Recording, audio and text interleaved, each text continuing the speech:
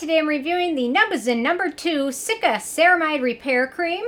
And really quick, I just want to say I purchase all these products with my own money. I'll never waste your time with sponsored ads or videos, so if that's something you're into, like, subscribe, check out the links below, or check my Patreon community. Okay, love numbuzin. The first product I tried from them, which is probably they're one that's probably a holy grail for the most people, wasn't overly impressive, but I will say most of the products I've tried from them since then have impressed me a lot, which has led me to try more from them, and including this one. I love Cica, I love Centella, I love repair creams, I love tube moisturizers that are also affordable. So I picked this one up, and anyway, so finally get a chance to let you guys know my thoughts on it. Anyway, so they say the numbuzin No.2 Cica Repair Cream comes in an upgraded formula that combines 10,000 part per million of ceramide and Cica complex to strengthen the skin's moisture barrier and soothe sensitive skin. The buttery texture glides smoothly onto skin for long-lasting hydration without leaving a sticky feeling, and it definitely has a buttery texture. It definitely glides. It's got all that going on. So, okay, first criteria is packaging. It comes in a plastic squeeze tube, so no issues with that. Also says the expiration date on it. The one thing I will say that's kind of annoying is it doesn't have a flip top, but now I'm just getting into details that annoy me. So, yeah, it could be improved. I especially hate like shampoos or body washes that don't have a flip top, because I'm already screwing into my hand, then how am I going to screw it back? You know what I mean?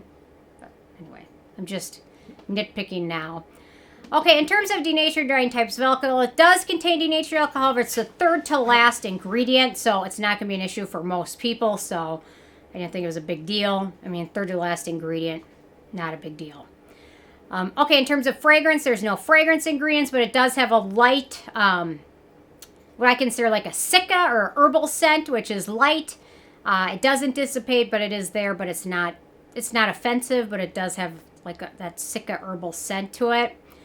The manufacturer location for this one is Korea, so no issues with that. So ease of use. So this has a very thick texture, so let's see. Okay, here we go. So anyway, so I would say a little bit of this one doesn't go a terribly long way, but it does kind of melt onto skin once you start smoothing it over, but it takes a little time to work into skin and absorb. So personally, because of that, I'd only recommend using this in your evening routine. I think for daytime, it's going to be too much, too thick, especially if you're going to apply foundation or sunscreen over it. I think it's going to be too thick unless you're in a very, very dry climate and your skin is very dry. I think the thickness is a little bit much. So anyway, so you can apply this to skin after cleansing, toning, serum, and treatments. Not super spreadable, but it once it soaks in, it does set to a kind of a neutral finish. I'd say almost a matte finish. That is tacky, so keep that in mind. It is kind of sticky. Anyway, so it takes a little bit of time, but once it smooths into skin, it works pretty well. It does pill a little bit, so I've been using this a lot in the evening on my face and neck. I found on my face it doesn't pill too much, but on my neck it pills. I have no idea why. On my neck, I'm typically only using this. So, anyway, so keep that in mind. I have a feeling with sunscreen it might pill too. It just depends. But, anyway, yeah. So, works in my evening routine. And honestly, in my evening routine, if it pills a bit, I don't really care. It's just not ideal. But I'm not going out, so it's not like anybody's going to notice that it's pilling. But it is annoying. So, anyway, so no pilling on my face, but pilling on my neck. I don't know if it's the sleeping or I don't know. The wrinkles in my neck, maybe the natural oils in my neck. Although your neck isn't very naturally oily, but something about my neck it doesn't like. So, there we go. Okay, in terms of beneficial ingredients in this one, so we've got a lot of thick ingredients. So we've got shea butter. It's a very thick emollient and antioxidant ingredient. We've got niacinamide, which is an anti-acne and skin brightening ingredient. It's starting to show up in everything these days.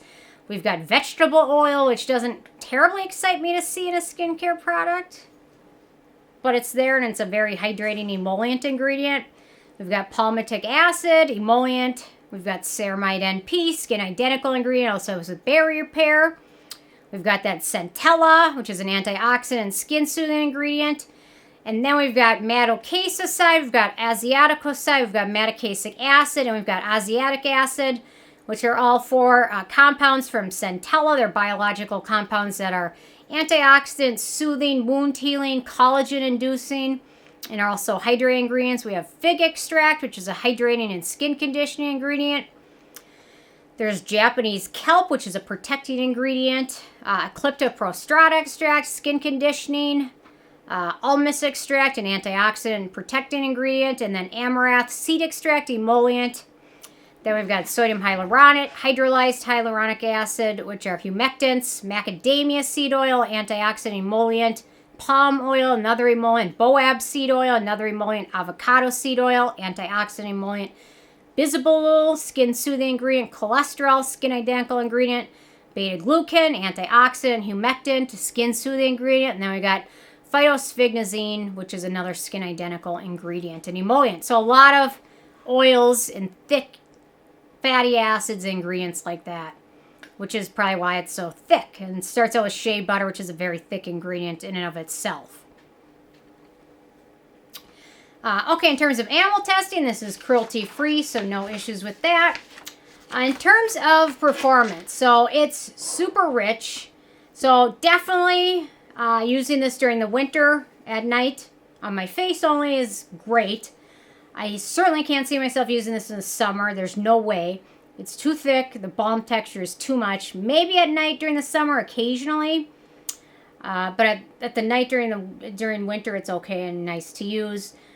For what it promises, so it promises to enhance and repair the skin barrier and soothe sensitive skin. It definitely does both of those. It also does a nice job protecting skin and hydrating it, so it really does a good job on what it promises, which is nice because a lot of brands, they overpromise and underdeliver, so it's better to just promise and deliver or whatever. I don't know.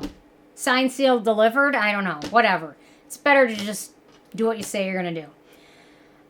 Okay, so I can see this would be a good one for those with dry, very dry, dehydrated, sensitive skin. Again, I wouldn't recommend this to oily, combo, or acne-prone skin. I think it's going to be too thick or too suffocating for those skin types. For acne-prone skin, we have Cetearyl alcohol, palmitic acid, glyceryl stearate, avocado oil, stearic acid, and mystric acid. So several acneogenic ingredients. Keep that in mind. In terms of the price, so this is the full size, 60 milliliters, 2.1 ounces, and it retails between $20 and $27. So not terribly expensive. Get it on sale if you can. Last but not least, the it factor. It's not a must-have for me. It's decent for dehydrated and damaged skin barriers. I'll definitely finish this one up, but again, not one that overly wowed me. Although on some nights it does feel really nice and hydrating on my skin when it's super dry. And this winter hasn't gotten to that point yet, but I certainly think it will. Interesting, some of the closest dupes or alternatives I can find for this are the e.l.f. Pure Skin Moisturizer and the Purito Centella Recovery Cream Unscented. I don't know. I thought that was a little weird, but those are the closest alternatives. Neither of them are nearly as thick as this, though, so anyway. Okay, so with a 10 being a perfect score, I gave this one a 9. It's got everything going for it except the it factor, I guess. It's a good product, but not an absolute must-have for me. So anyway, it's got good reviews online, so if you're one of those good reviews or if you've tried it, leave a comment what your thoughts are. Love hearing from you guys, and stay tuned for more tomorrow. Thanks so much. Bye, guys.